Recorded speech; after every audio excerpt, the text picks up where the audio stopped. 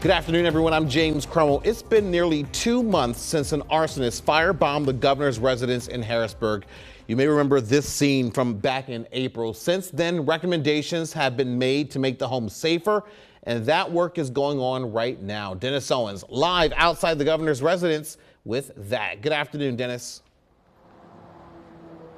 Good afternoon to you, James. As you know, construction has been going on here of some sort since hours after that arson, but it has now shifted from fire restoration to security upgrade installation. And as you said, there's lots you can see from right here on the street. Tall fences among them. They're up. One of the top recommendations that the height of the fence needed to be improved. That seems to be underway. And also take a look at those yellow and white buildings. They're new, and they appear to be additional guard shacks being built inside the fence but outside the house.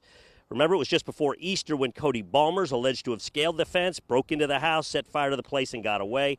He later turned himself in, but the incident exposed security deficiencies. An independent report made recommendations on how to fix it. State Police and Department of General Services tight-lipped about what they're doing and wouldn't publicly share that report. We brought our independent security analyst, John Sansonito, down here and got his thoughts on what he's seeing.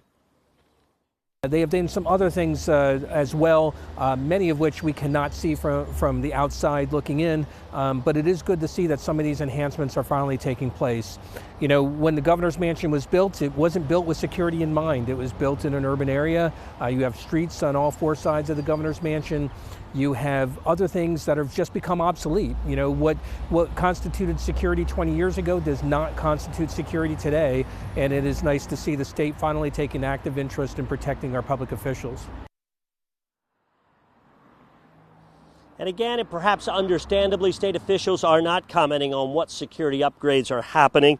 The sidewalk on the governor's side of the mansion across the street, that sidewalk is closed. We are told, however, the plan does not include permanently closing any sidewalks or streets around the governor's residence. Sporadically, we have also seen a pair, not today, but we have seen them in the past, a pair of state policemen walking around the block outside with long guns. So we're not sure if that is temporary or permanent either. James, as for the suspect, 38-year-old Cody Balmer, he's across the river in the Camp Hill prison right now. He'll come back across the river to Dauphin County Court for his preliminary hearing on August 20th. That is the story from the governor's residence. James, let's send it back to you.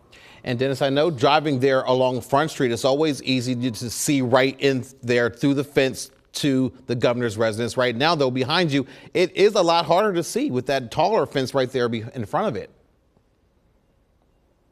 And we're told it is going to be, and this is a temporary fence so that they can work on the actual fence. It's going to be taller, and in fact, it's what they call a no-scale fence, so it's going to be higher and harder to scale, which means security on the other side will have more time to react should somebody try to scale it, in addition to the fact that it's going to be harder to scale. So security upgrades happening here. I think John Sansonito said it best. Security concerns when this place was open in 1968, far different from what they are now in 2025.